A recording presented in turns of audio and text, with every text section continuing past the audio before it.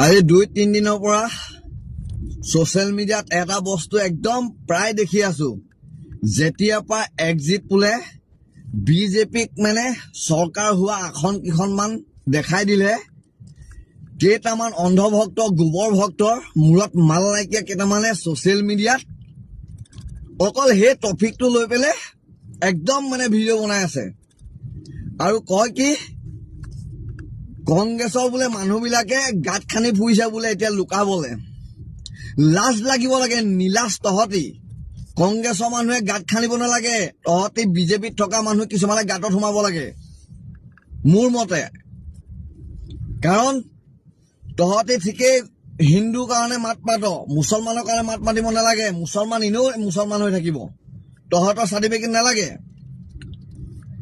তহতি যিটো কংগ্ৰেছক মানে দুৰ্ব্যৱহাৰ কৰি থাক তহতি যি স্কুলখনত পঢ়িছিলি তহতৰ মাক বাপেকে যিখন স্কুলত বা অফিচত চাকৰি কৰিছিল সেই স্কুল অফিচবিলাক কংগ্ৰেছ চৰকাৰে বনোৱা আছিল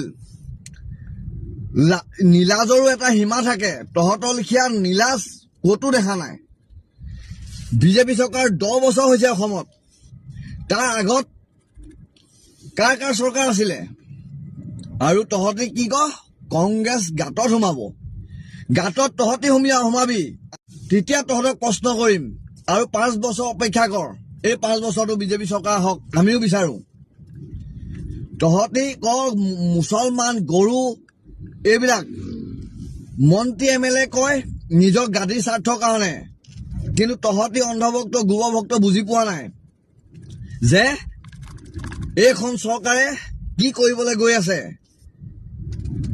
কংগ্ৰেছে যিমান সম্পদ ঘটি থৈ গ'ল সম্পদ গোটাই থৈ গ'ল বিজেপি চৰকাৰে 10 বছৰত সকলো লিজত দি চলি আছে তহতৰ লিখীয়া গোবৰ ভক্তক বুজাই কি কৰিম কিন্তু উপায় নাই তহতক কিছুমান সোশ্যাল মিডিয়া বক্তব্য শুনিলে গানো খাৰা হৈ যায় বুজিছ আৰু এটা কথা কৈছো তহতি ঠিকে আছে বিজেপি গুণগান গা বিজেপিয়ে মানুহ কংগ্ৰেছৰ মানুহখিনিক কি বস্তু দাম বেছিকে লৈছে আৰু তহতৰ বিজেপি মানুহখিনিক মূল্য বৃদ্ধি কমাই পেলাই লৈছে তাৰ উত্তৰ এটা দিওঁ আৰু এই ৰিচেণ্ট যে দাম বাঢ়ি আছে বস্তুবিলাকৰ যে তাৰ কাৰণে মূল্য বৃদ্ধিৰ কাৰণে এবাৰ মাত মাতিছ নি তহতৰ সাহস আছে নি মূল্য বৃদ্ধিৰ কাৰণে 6 জনজাতিৰ কাৰণে অসমীয়াৰ কাৰণে মাত মাতিবলৈ তহতৰ সাহস আছে নি অসমীয়াৰ কাৰণে কি কৰিছ তহতি মুছলমান মিয়া মুছলমান আৰু মুছলমান মানে তুচ্ছ তাচ্ছিল্য কৰিলে মানে গালি গালাজ পাৰিলে তহতৰ হিন্দু ওপৰলৈ গুচি যাব ঘেণ্টা যাব ঘেণ্টা তহতি চাই থাকে 5 বছৰত হিন্দুৰ গতি কি কৰিব যেতিয়া ৰাজনীতি যেতিয়া হিন্দু মুছলিম হয় মূল্য বৃদ্ধি বা বিকাশৰ কথা নাহে যেতিয়া হিন্দু মুছলিম হয় তেতিয়াই দেশ ধ্বংস পথলৈ যায় এটা কথা মনত ৰাখিবি তেনেকুৱা বহুত উদাহৰণ আছে সোশ্যাল মিডিয়াখনত পাই থাক সেইবোৰ চকুত পৰিলে তহতি নেদেখ নীলাজৰ জাত পূৰ্ণৰূপে আশাবাদী কাৰণ মই ফিল্ডতে আছোঁ নিৰ্বাচন শেষ হৈছে আজি গুৱাহাটীলৈ গৈ আছোঁ কিন্তু বিগত নিৰ্বাচনৰ পাছৰ দিনখিনিও মই মৰিয়নিতেই বেছি সময় আছোঁ আৰু মৰিয়নিৰ ৰাইজে এতিয়াও নিৰ্বাচন শেষ হ'ল এইদৰে ভবা নাই কাৰণ তেখেতসকলে মোক সদায় লগ পাই আছে সদায় লগ পাবলৈ বিচাৰি আছে ৰাতি 2-2:30 বজালৈকে এতিয়াও মই ক'ৰবাত ভাওনা যিকোনো অনুষ্ঠান য'তে ৰাইজে যেনেদৰে বিচাৰিছে লগ কৰিছোঁ এইবাবেই তেখেতসকলৰ এই হেঁপাহটো আছে এইবাবেই তেখেতসকলে এতিয়াও লগ পাবলৈ নিৰ্বাচনৰ পাছতো প্ৰাৰ্থীগৰাকীক কাষত বিচাৰি আছে কাৰণ তেখেতসকলে দীৰ্ঘদিন ধৰি যিখিনি সমস্যা ভুগি আছিল সেই সমস্যাখিনি বিগত সময়ত সমাধান নহ'ল মূলতঃ পানীৰ সমস্যা খোৱা পানীৰ সমস্যা আজিৰ দিনটোত এটা সমষ্টিত সম্পূৰ্ণৰূপে ৰাইজে খোৱা পানী নোপোৱাকৈ আছে বিশুদ্ধ খোৱা পানীৰ অভাৱ এইটো মানে বৰ দুৰ্ভাগ্যজনক কথা ৰাস্তা ঘাট পথ আমি যদি এখন তালিকা বনাওঁ আটাইতকৈ বেয়া সমষ্টিৰ তালিকা য'ত ৰাস্তা ঘাট পথ অতি বেয়া মৰিয়নিয়ে বৰ্তমান সময়ত প্ৰথম স্থান দখল কৰিব আজি অসমৰ যিকোনো সমষ্টিতে ৰাস্তা ঘাট পথৰ অৱস্থা কিন্তু ভাল হ'ল তাতকৈ গতিকে ৰাইজে দীৰ্ঘদিন ধৰি কৈ আছে যে মানে আমি যেতিয়ালৈকে ৰাস্তাকেইটাত আমাৰ ল'ৰা ছোৱালী স্কুলখনলৈকে শান্তিত যাব নোৱাৰে, আমি ভয় খাওঁ যে এক্সিডেণ্ট হ'ব নেকি। মই বহু মানুহ লগ পাইছোঁ প্ৰতিটো অঞ্চলতে, যাৰ হাত এখন ভাগি আছে, কাৰোবাৰ ভৰি ভাগিছে, কাৰোবাৰ ল'ৰা ছোৱালী হস্পিটেলাইজড হৈছে, কোনোবা এম্বুলেঞ্চ নোসোমাই বাবে মৃত্যু মুখত পৰিছে, চিকিৎসালয় গৈ সময়ত পোৱাগৈ নাই। গতিকে এই কথাবোৰ আজিৰ দিনত আমি অতীত হ'ল বুলিয়ে ভাবিছিলোঁ, কিন্তু মৰিয়নিত এয়াও এতিয়া বাস্তৱেই হৈ আছে। তাৰোপৰি সীমা সমস্যাৰ কথা অসমৰ সকলো ৰাইজে জানে।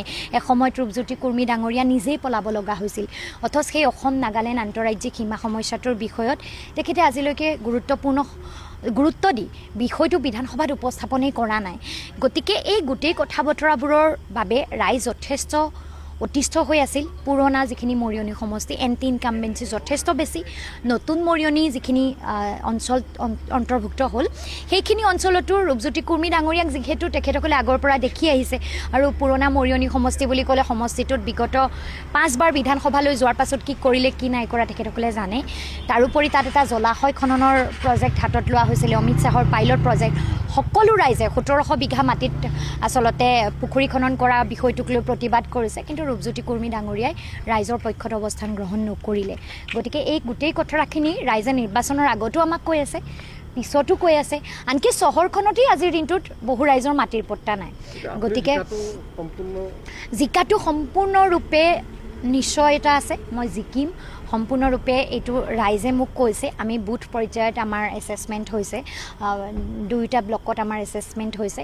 গতিকে ৰাইজে কৈছে যে মানে সম্পূৰ্ণৰূপে এইবাৰ মৰিয়নিৰ পৰা তেখেতসকলে এনে এজন ব্যক্তিক বিধানসভালৈ পঠিয়াব বিচাৰিছে, যি গৈ বিধানসভাত মৰিয়নিৰ সমস্যাসমূহৰ কথা কয় আৰু সেই সমস্যাসমূহ সমাধানৰ বাবে মাত মাতে।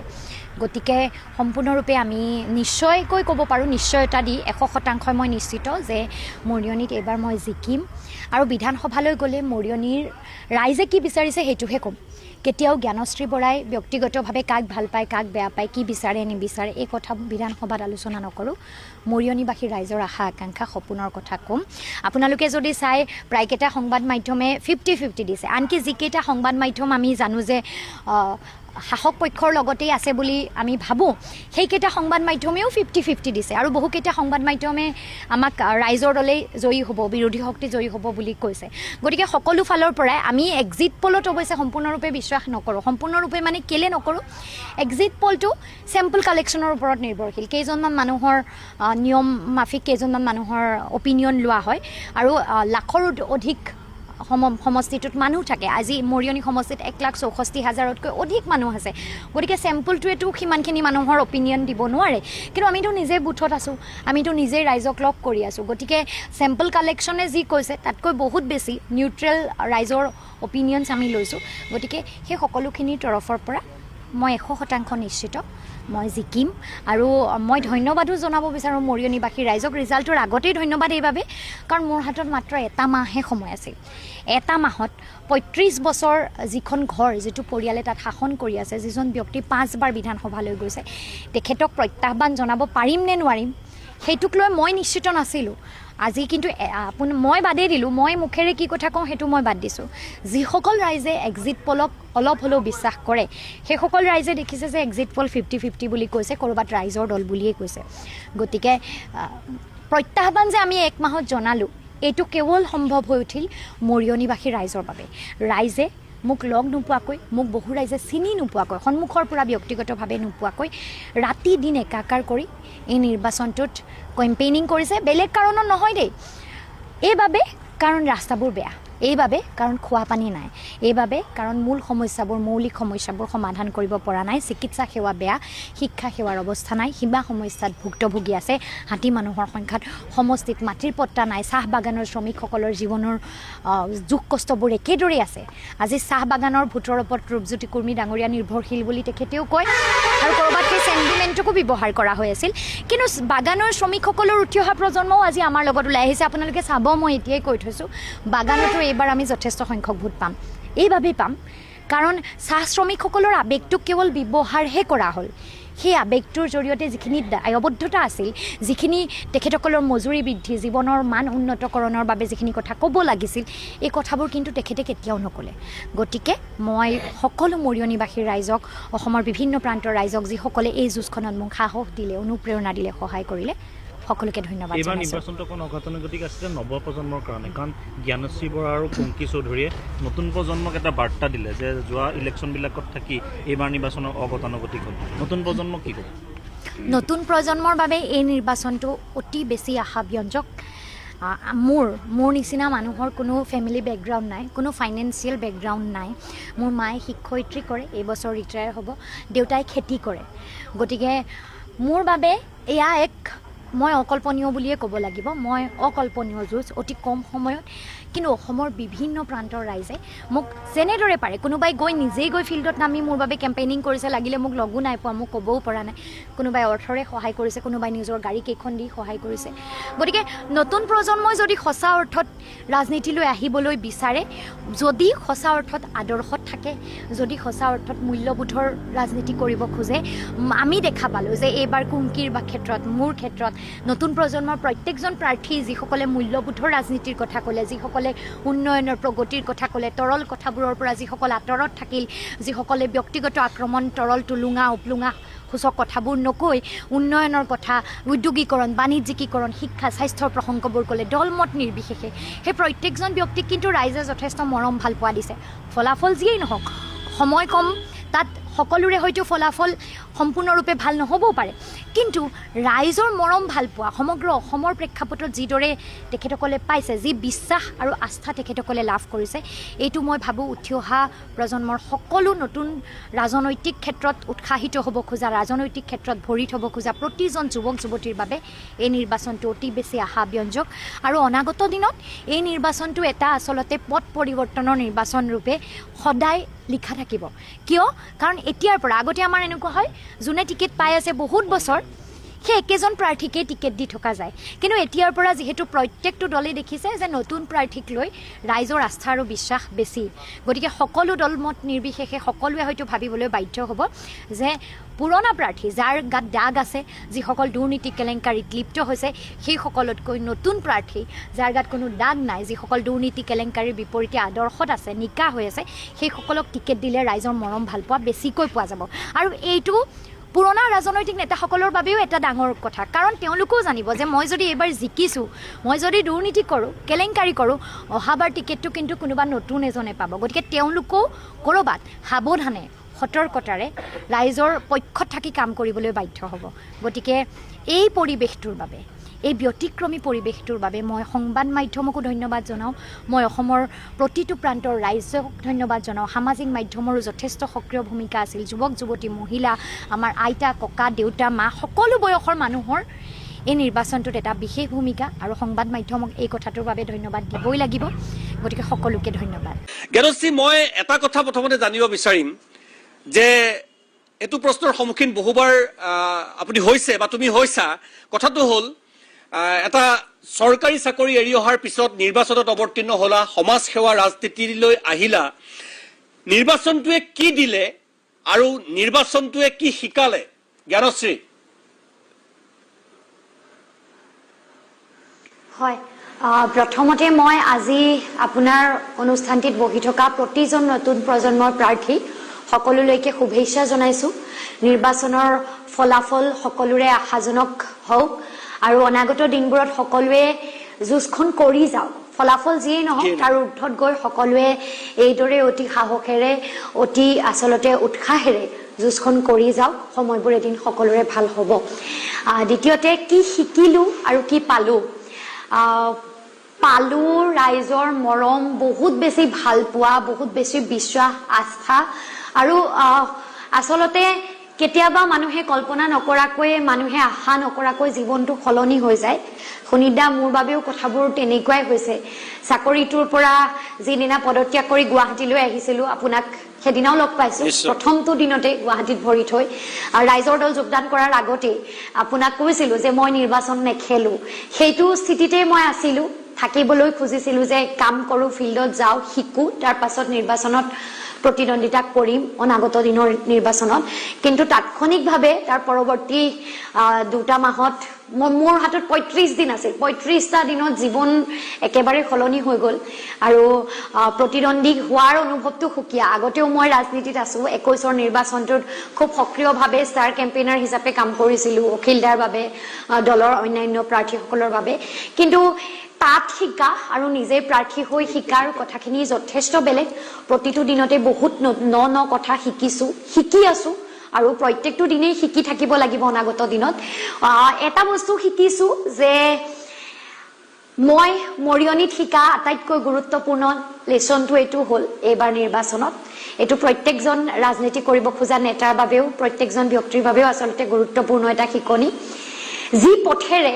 নেতাসকল গাড়ী লৈ ওলাই যায় সেই পথেৰে কিন্তু সাধাৰণ জনতা ভোট দিবলৈ খোজকাঢ়ি ভোট কেন্দ্ৰলৈ যায় গতিকে পথ কেইটাই ৰাইজৰ বাবে কেৱল ভৱিষ্যত নিৰ্ণয় নকৰে যিজন প্ৰাৰ্থিত্ব প্ৰত্যাশী তেওঁ ভৱিষ্যতো নিৰ্ণয় কৰে আৰু মৰিয়নিত এবাৰ কোন জয়ী হ'ব তাৰ উত্তৰটো মৰিয়নিৰ পথে নিৰ্ণয় কৰিব বুলিয়ে মই ভাবো প্ৰথমটো কথা গতিকে সেই যাত্ৰা সকলোৰে ভালে বাবে সুচল হোৱাটো সেই যাত্ৰা সকলোৰে বাবে সুগম হোৱাটো খুব দৰকাৰী আৰু সাধাৰণ মৌলিক প্ৰশ্নবোৰ আলোচনা নোহোৱা ৰাজনৈতিক পৰিৱেশ এটা সলনি কৰাৰ প্ৰয়োজন আছে মই যিটো মোৰ ভাল লগা কথা সেইটো হ'ল যে আমি খুব হতাশ হৈছিলো বিগত সময়বোৰত ৰাজনৈতিক নিৰ্বাচনবোৰ দেখোতে যে ধৰ্মৰ কথা ঘৃণাৰ কথা বিদ্বেষৰ কথা এই কথাবোৰেই কৈ থাকে ৰাজনৈতিক নেতাসকলে আৰু তাৰ পাছত যেতিয়া নিৰ্বাচনত জিকে আমি কা আন্দোলন কৰিছো পৰৱৰ্তী পৰ্যায়ত ৰাজনৈতিক প্ৰেক্ষাপটত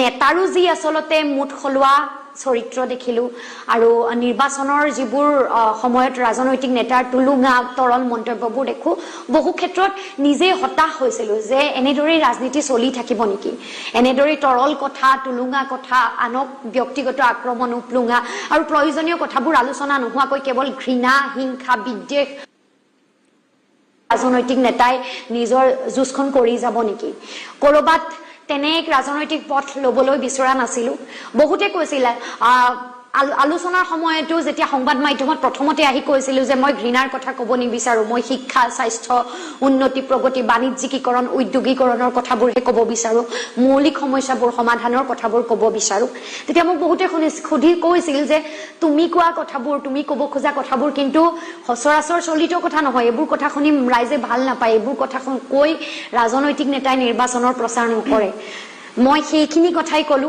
যিখিনি কথা শুনি নিৰ্বাচনৰ প্ৰেক্ষাপটত আসলতে বেছি শুনি ভাল নাপায় বোৰিং কথা বুলি কোৱা হৈছিল আমাৰ মৌলিক সমস্যাবোৰৰ কথা মৌলিক সমস্যাবোৰ সমাধানৰ পথৰ কথা উদ্যোগীকৰণ বাণিজ্যিকীকৰণ শিক্ষা স্বাস্থ্যৰ কথা আগবাঢ়ি যোৱাৰ কথাবোৰ বিদ্বেষৰ কথা ঘৃণাৰ কথা জাতিৰ কথা ধৰ্মৰ কথা নোকোৱাকৈ এইবোৰ কথা কোৱাৰ পাছতো কিন্তু ৰাইজৰ যিটো মৰম ভালপোৱা মই বিগত সময়ত দেখিলো সামাজিক মাধ্যম সংবাদ মাধ্যম আনকি প্ৰতিটো গাঁও প্ৰতিখন চুবুৰীত প্ৰতিখন বাগানত মই প্ৰতিখন চহৰত কৰবাত আমাৰ পক্ষত নতুন প্ৰজন্মৰ পক্ষত এটা পৰিৱৰ্তনৰ ঢৌ দেখিলো মই মোৰ সমষ্টিতে বুলি নহয় সমগ্ৰ অসমতে এই ঢৌ আমি দেখা পালো আৰু এইটো অনাগত দিনবোৰৰ বাবে খুবেই ভাল লক্ষণ জ্ঞানশ্ৰী মই এটা কথা সংযোজন কৰো সংবাদ মাধ্যমৰ লগত প্ৰায় জড়িত থকা প্ৰায় 18 বছৰ হ'ল 2009 চনৰ লোকসভা নিৰ্বাচন 2011 চনৰ বিধানসভা নিৰ্বাচন 2014 লোকসভা 16 বিধানসভা 19 লোকসভা 21 বিধানসভা আৰু 24 লোকসভা নিৰ্বাচন আপোনাৰ যিটো সমষ্টি আৰু আপোনাৰ যিগৰাকী প্ৰতিদ্বন্দ্বী মই সন্মান সহকাৰে কওঁ ৰূপজ্যোতি কুৰ্মীক লৈ প্ৰতিটো নিৰ্বাচনতে কিছুমান তেখেতৰ ভাষ্য তৰল মন্তব্য তৰল ভাষ্যক লৈ আমি বাতৰি কৰো তেখেতৰ কিছুমান কথা বতৰাক লৈ আমি বাতৰি কৰিব লগা হয় যে আজি ৰূপজ্যোতি কুৰ্মীয়ে এনেকে হাঁহিলে আজি ৰূপজ্যোতি কুৰ্মীয়ে এনেকে টিটকাৰি মাৰিলে মই সন্মান সহকাৰে কৈ আছো সেই ৰাজনীতিটোৱেই মৰিয়নিত ৰূপজ্যোতি কুৰ্মীয়ে 2006 চনৰ পৰা কৰি আছিল কিন্তু জ্ঞানশ্ৰী মই আনুষ্ঠানিকভাৱে কওঁ এইবাৰ নিৰ্বাচনত কিন্তু ডক্টৰ জ্ঞানশ্ৰী বৰাৰ ৰাজনীতিয়ে ৰূপজ্যোতি কুৰ্মীক সেই ৰাজনীতিটোৰ পৰা আঁতৰাই আনিবলৈ বাধ্য কৰালে জিকে হাৰে হেতু পিছৰ কথা হেতু মৰিয়নিবাসীয়ে ৰায় দিব হেতু ইভিএমে ক'ব হেতু 4 তাৰিখে ওলাব কিন্তু ৰূপজ্যোতি কুৰ্মীক সংযত কৰা ৰূপজ্যোতি কুৰ্মীক ইস্যু ভিত্তিক তথ্যভিত্তিক ৰাজনীতি কৰিবলৈ বাধ্য কৰাৰ বাবে সম্পূৰ্ণ ক্ৰেডিট আপোনালৈ। মই জ্ঞানৰ কথা কৈ গৈছিলোঁ যে মৰিয়নি সমষ্টিটো 2006 চনৰ পৰা যদিওবা তাত ৰূপজ্যোতি কুৰ্মী বিধায়ক, তেওঁ বিৰোধী বিধায়ক অকণমান সময়ৰ কাৰণেহে, কেইদিনমান এটা টাৰ্মৰ কাৰণেহে হ'ল, শাসক পক্ষৰ বিধায়কে হৈ থাকিলে। কিন্তু সীমা সমস্যাৰ পৰা চাহ বাগিচা বা গ্ৰামাঞ্চল, এই যিটো অনগ্ৰসৰতাৰ পৰিৱেশটো বিভিন্ন সময়ত নিশ্চয় আপোনাৰো দৃষ্টিগোচৰ হৈছে, আমাৰো দৃষ্টিগোচৰ হৈছে। মই কোনে কি কৰিলে কোনে কি নকৰিলে সেইখিনিলৈ নাযাওঁ, কিন্তু জ্ঞানশ্ৰী বৰাৰ কি পৰিকল্পনা মৰিয়নি সমষ্টিটো সাপেক্ষে, কোনখিনি সমস্যাক সমাধান দিয়া হ'ব যদি জয়ী হয়? প্ৰথমতে আচলতে মই ৰাইজৰ যিটো অনুৰোধ মোৰ প্ৰতি, প্ৰথম অনুৰোধটো পানীক লৈ, যিহেতু খোৱা পানী, বিশুদ্ধ খোৱা পানীৰ অঞ্চলটোত আচলতে সমষ্টিটোত পোৱাই নাই বুলি ক'ব লাগিব। পাইছোঁ বুলি কোৱা মানুহেই মই নাপালোঁ। গতিকে বিশুদ্ধ খোৱা পানীৰ সমস্যাটো, বহুকেইটা প্ৰজেক্ট আহিলে কিন্তু ৰাইজে খোৱা পানী নাপালে, প্ৰজেক্টৰ একো কাম নহ'ল। দ্বিতীয়, ৰাস্তা ঘাট পথৰ সমস্যা। মই সামাজিক মাধ্যমত দেখুৱাইছোঁ এই বিষয়টো লৈ, মানে ভাল ৰাস্তা ক'ত আছে সেইটোহে বিচাৰিবলগীয়া হৈ আছে। ৰাস্তা অতিপাত বেয়া ৰাস্তাৰে ভৰি থকা আটাইতকৈ শীৰ্ষত থাকিব চাগে মৰিয়নি সমষ্টি অসমৰ ভিতৰত। এইকেইটা ৰাইজৰ আটাইতকৈ মানে ৰাইজৰ কোৱা প্ৰত্যেকটো অঞ্চলৰ ৰাইজৰ অনুৰোধ। তাৰোপৰি আপুনি যিটো কথা ক'লে, সীমা সমস্যাটো এটা বহুত গুৰুত্বপূৰ্ণ সমস্যা মৰিয়নিৰ ৰাইজৰ বাবে। স্বাস্থ্যৰ সমস্যা, চিকিৎসা কেন্দ্ৰসমূহত যিখিনি সুবিধা আছে একেবাৰে সুবিধা বুলি ক'বই নোৱাৰি সেইখিনি। চিকিৎসালয় হিচাপে মডেল চিকিৎসালয়খনত আচলতে আজি 10 বছৰত একোৱেই বিশেষ আগ নেবাঢ়িলে। বাকী যিখিনি ইয়াৰ মানুহ মৰিয়নিৰ পৰা যোৰহাট, যোৰহাটৰ পৰা ডিব্ৰুগড়, এনেকেই বহু মানুহ মৃত্যুৰ মুখত পৰে। গতিকে এইখিনি কথা ৰাইজৰ অনুৰোধ। তাৰো উপৰেঞ্চি চহৰখনক লৈ কোনো বিজ্ঞানসন্মত পৰিকল্পনা নাই, সাপ্তাহিক বজাৰৰ কোনো নিৰ্দিষ্ট স্থান নাই, যান জঁটৰ সমস্যা আছে, ৰেল গেটৰ সমস্যা আছে। এই সমস্যাবোৰৰ কথা থাকিবই। জলাশয় এটা খনন কৰিবলৈ ৰাইজে আচলতে অমিত শ্বাহৰ এটা পাইলট প্ৰজেক্ট, 1700 বিঘা মাটি, ৰাইজে এইটোক লৈ বিৰোধ কৰি আছে। এই কথাবোৰ মই গুৰুত্ব দি এই কথাবোৰ সমস্যাৰ বাবে মাত মাতিব বিচাৰোঁ, কাম কৰিব বিচাৰোঁ, সমস্যাবোৰ সমাধানৰ হকে মাত মাতিম।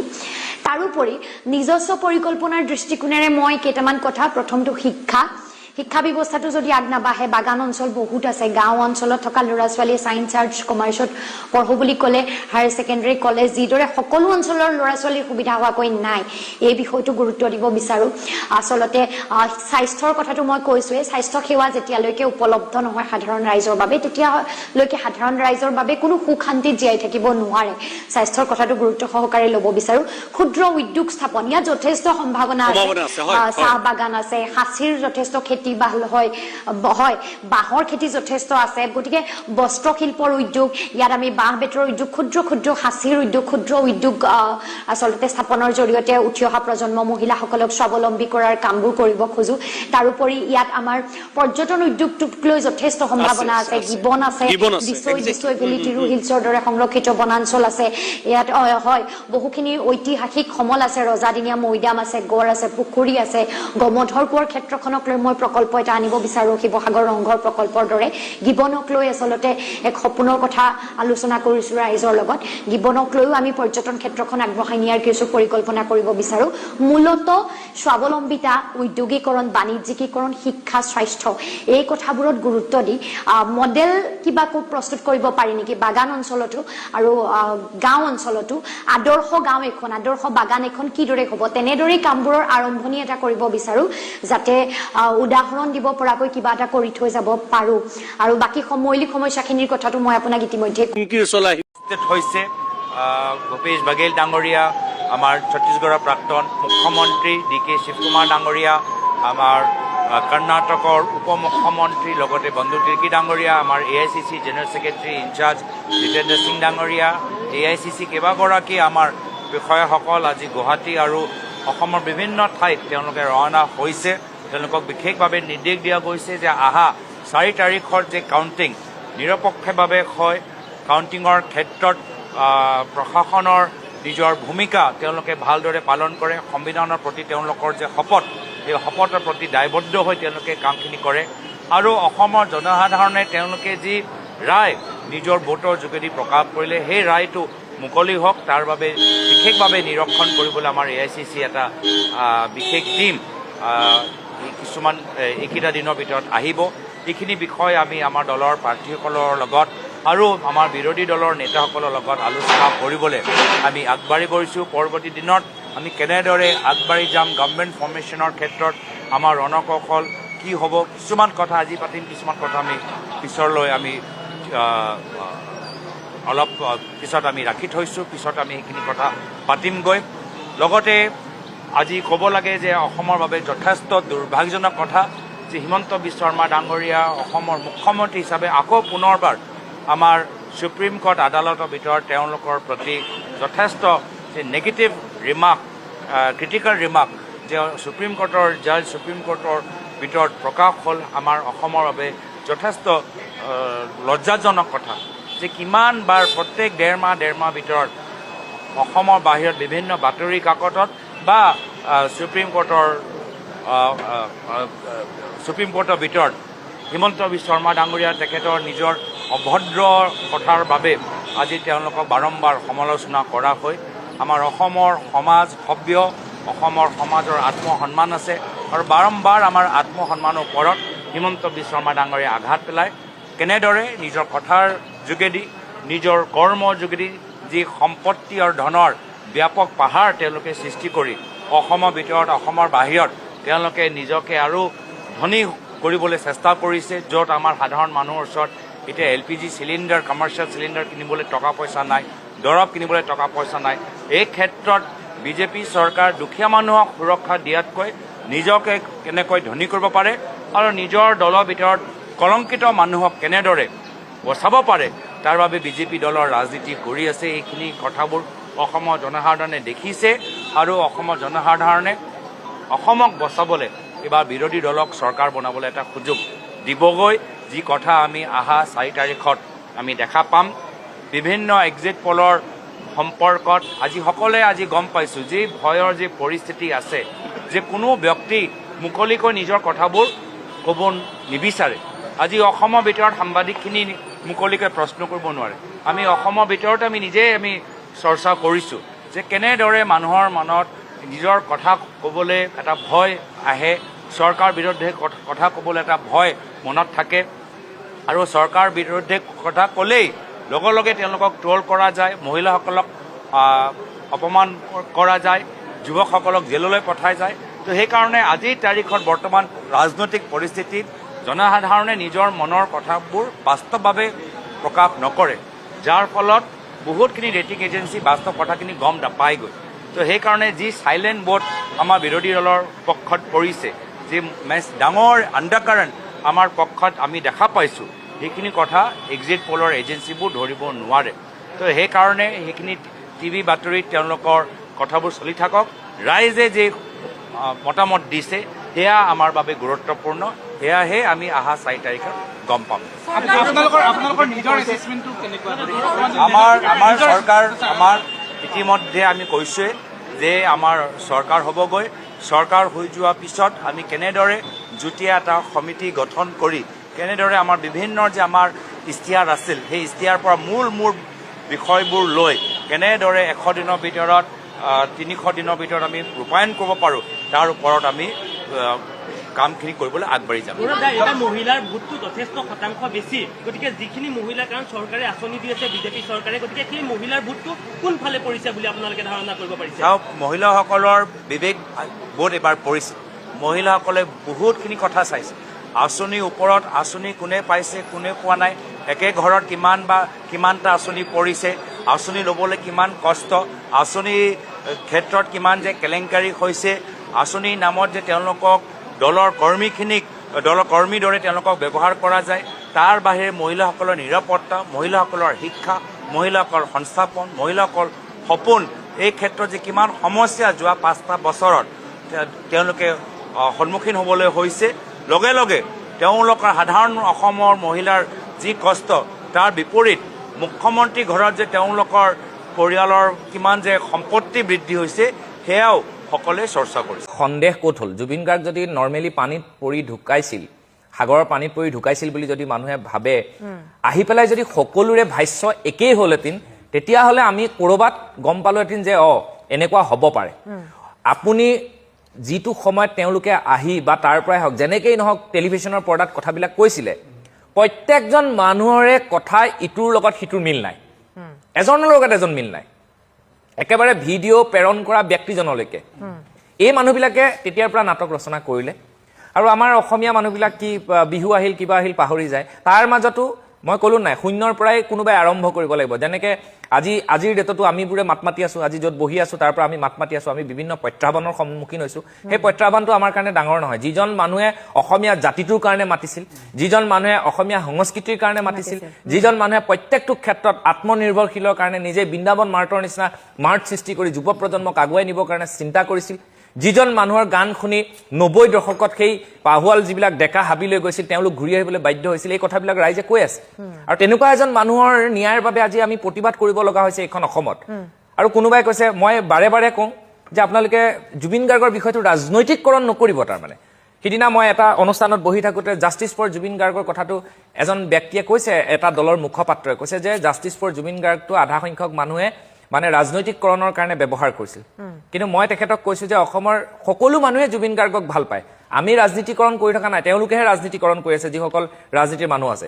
গতিকে এতিয়া আপুনি একদম সূক্ষ্মভাৱে যদি মানুহবিলাকে চাই, আগলৈকে মাস্ক মাৰি আহিছিলে এই শ্যামকানু মহন্ত ফেষ্টিভেল মহন্তৰ ৱাইফে অনিতা ডেকা মহন্তই। আজি তেওঁ ইমান দুঃসাহস, কিমান সাহস কৰিব লাগিব আপুনি ভাবক। তোৰ চোতালতে মই তোৰ মানে শহুদৰক হত্যা কৰিলো, তাৰপিছত মই তোৰ চোতালতে আহি আকৌ বিহু ৰচিছো।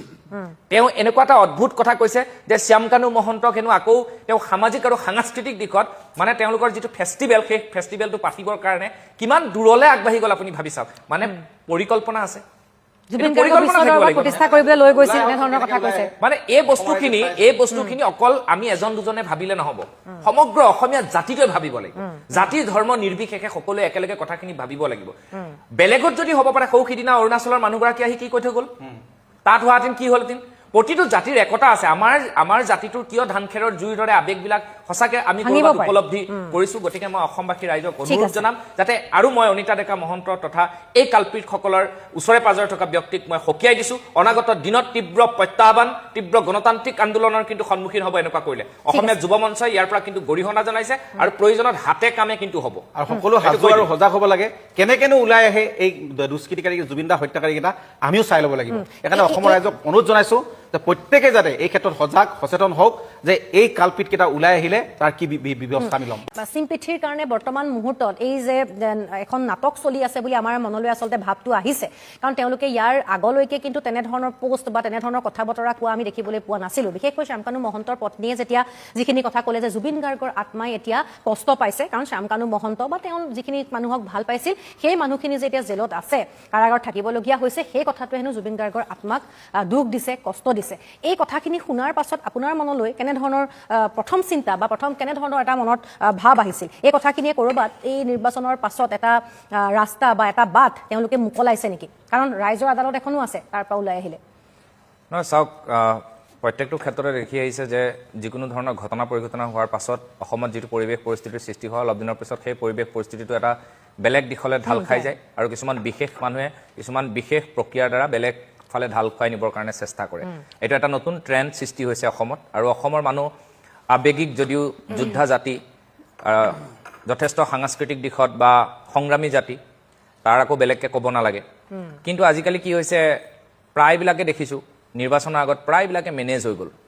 মই স্পষ্টতাৰে ক'ব পাৰোঁ অসমীয়া যুৱ মঞ্চৰ তৰফৰ পৰা আমি ইলেকশ্যনৰ আগদিনালৈকে প্ৰতিবাদ কৰিছোঁ, কোৰ্ট অফ কণ্ডাক্ট লগাৰ আগদিনালৈকে প্ৰতিবাদ কৰিছোঁ। আপোনালোকে যদি চাই গম পাব।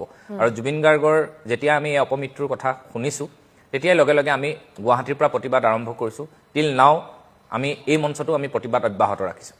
আৰু যিখন নাটকৰ কথা কোৱা হৈছে সেই নাটকখন প্ৰথম দিনাখনৰ পৰাই সৃষ্টি হৈছে।